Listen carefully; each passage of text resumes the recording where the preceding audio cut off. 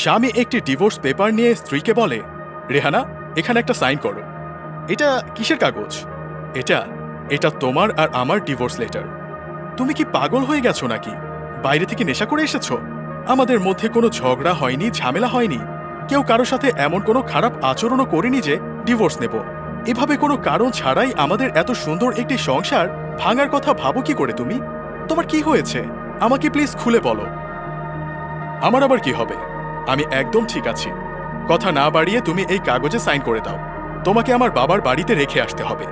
তুমি কেন এমন পাগলামি করছো? আমি কি কোনো অন্যায় করেছি? না, তুমি কোনো অন্যায় করনি, কিন্তু তোমার সাথে আমি থাকতে পারবো না। আমাদের আর একসাথে থাকা সম্ভব নয়। কিন্তু রেহানা এতে রাজি হয় না।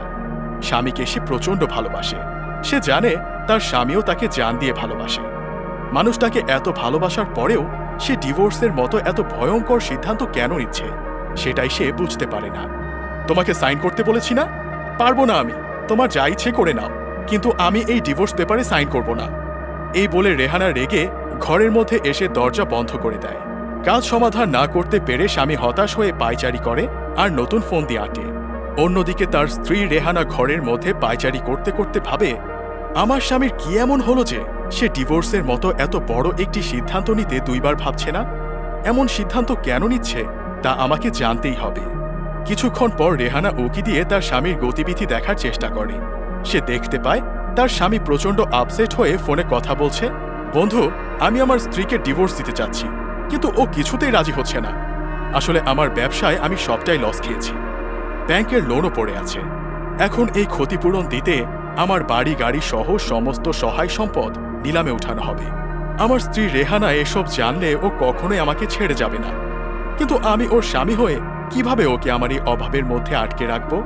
রেহানা ওর বাবা মায়ের অনেক আদরের মেয়ে, আর আমিও প্রচণ্ড ভালোবাসি। এত আদর যত্নে বড় হওয়া মানুষটা একমাত্র আমার কারণে কষ্টের দুঃখের জীবন কাটাবে, এটা আমি হতে দিতে পারি না। এর চেয়ে বরং ও ওর মতোই থাকুক। স্বামীর মুখে এইসব কথা শুনে রেহানা আর নিজের চোখের পানি ধরে রাখতে পারে না।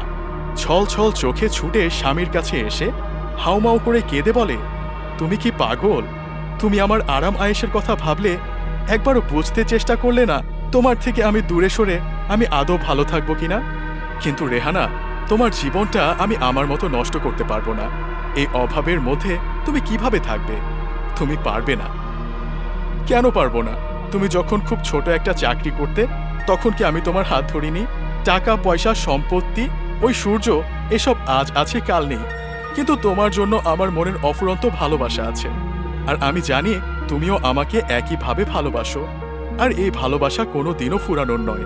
আমি তোমাকে একা ছেড়ে কোথাও যাব না।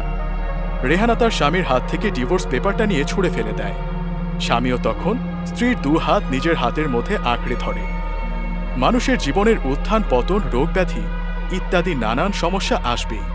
তাই বলে প্রিয় মানুষের হাত ছেড়ে দিয়ে নিজের সুখের চিন্তা করাটা কোনো জীবন নয়।